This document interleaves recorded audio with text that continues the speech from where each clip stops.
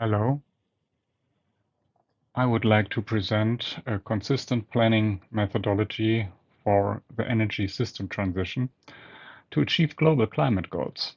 The urgent need for decarbonization and the mitigation of climate change have spurred significant investments in the transformation of our energy systems. To effectively combat climate change and to achieve global climate goals, the transition to sustainable and low-carbon energy sources is imperative. However, this complex endeavor presents various challenges, including huge investment needs, which define the energy system structure for the next decades. Energy grids play a crucial role in balancing the energy system, but they are also influenced by political and economic decisions, further complicating the planning process. This talk explores the methods employed for consistent planning of energy system transformation, emphasizing the alignment of goals and strategies at different planning levels, from global to municipal, while considering the unique characteristics and uncertainties associated with each level. It proposes a combination of counter-current processes derived from business planning and scenario techniques to cope with complexity and uncertainty. So let's start with a brief introduction. Typically, the planning of energy system transformation begins with a top-down approach, anchored in the global 1.5-degree target and its implication into national reduction plans. These national guidelines are further allocated to specify energy sectors, considering various technological substitutions like district heating from the geothermal or biomass sources versus air-electric heat pumps. Given the localized constraints, such a limited potential for renewable energy generation or local blockades, the top-down guidelines need validation through a bottom-up process. This is similar to counter-current planning in business operations and ensures consistency across all planning levels. In previous contributions, such an approach in the context of ramp up of electric mobility in Germany, exploring multiple potential scenarios has been shown. The planning process for the energy system transformation is a multi-level endeavor as illustrated in this figure. The planning hierarchy is given in 4 levels, beginning with the top-down directives that set the maximum allowable global temperature increase at level 1. These directives are cascaded down to level 2, where they are translated into national goals for the future energy mix correlated with CO2 emissions. The composition of this energy mix is quantified using key performance indicators, KPIs, such as installed generation capacity, called installed P. These national goals are further regionalized through level 3 and 4, ultimately culminating in investment decisions at specific geographical locations. To achieve this, distribution factors are necessary to account for the anisotropic nature of the local conditions. During this process of breaking down the directives, it becomes evident that regional goals cannot always be met due to the local resistance or supply constraints, or conversely, they might be exceeded. Therefore, in counter-current planning, the aggregation of planned or already installed capacity takes place from level 4 upwards to level 3 and 2. At the national level, the deviation between the initial target and realistically achievable capacities can be analyzed and appropriate measures can be initiated. At the lowest level, 4, the expansion relies on discrete decisions.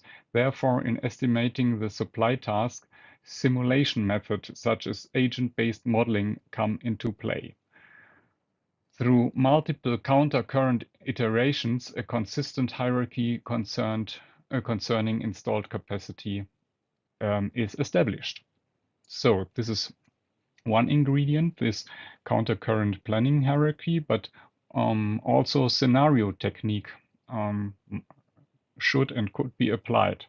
The uncertainty in planning arises not only from the complex task of hierarchical distributions of installed generation capacities across planning levels, but also from factors like consumer behavior and technological focus in the energy system transformation. For example, uncertainties may arise from choices between individual electric mobility and public transport. These uncertainties are addressed by defining various scenarios that describe different internally consistent transitions. Scenario technique remains the weakest forecasting method among all statistical prediction tools, but is able to reflect different future developments. In using scenario technique, there is a danger of overestimating the probability of the chosen scenarios, but beside these characteristics, it should be advanced ahead of the usage of single expectation value prediction. The scenarios are constructed based on different assumptions, such as variations in consumer preferences, technological advancements, and policy changes. These assumptions help in modeling the possible trajectories of the energy system under different conditions. Once the scenarios are established, they are used to estimate the future supply task, taking into account the unique characteristics and dynamics of each scenario.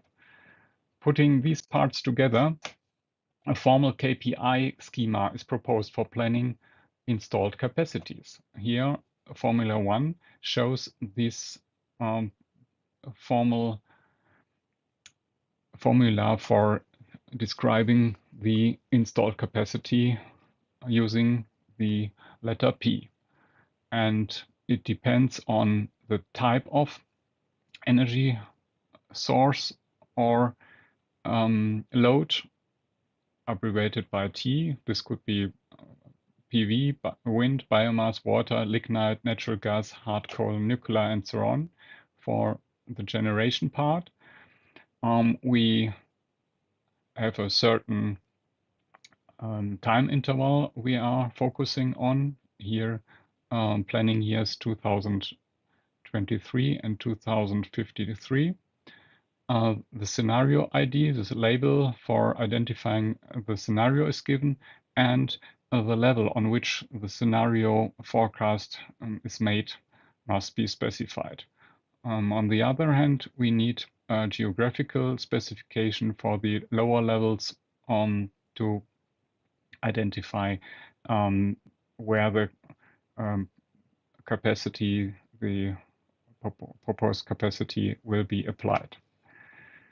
This definition accounts for the hierarchical nature of the planning process, the incorporation of uncertainty through scenario analysis, and the need to achieve consistency in energy system transformation at multiple vertical hierarchical planning levels and between different energy sectors horizontally. This schema can be used to form a multidimensional model taking T as elements of KPI vector, describing the energy mix, T as the dimension, S as the scenario dimension, and L and X forming the hierarchical geographical dimensions shown here. This can be transferred to the adapt notation, which allows for these different dimensions forming a cube, a multidimensional cube of the installed capacity, and reflecting the hierarchy among the geographical levels. To ensure consistency and feasibility, the supply task is validated through different simulations. These simulations, such as Monte Carlo, market-based model, power flow models, and agent-based modeling, help in understanding how different factors interact within each scenario. They can also reveal potential changes and bottlenecks that need to be addressed for the energy system to meet its goal. To cope with the high complexity of the underlying system, level 2 and level 3 and level 4 are separated among each other, and level 2 focuses on transmission and energy market aspects, while level 3 and 4 reflect the local distribution of energy. If the entire is not divided along its hierarchy, it would be computationally infeasible to simulate it as a whole. So finally, I want to summarize our results. We have shown how to transfer the planning and forecasting concepts, namely countercurrent planning and scenario technique, from business planning to grid planning. This is done by building an integrated framework for energy system transition. And we therefore provide consistency among all different future projections as a result, and give a blueprint for the alignment of current planning approaches of future energy systems.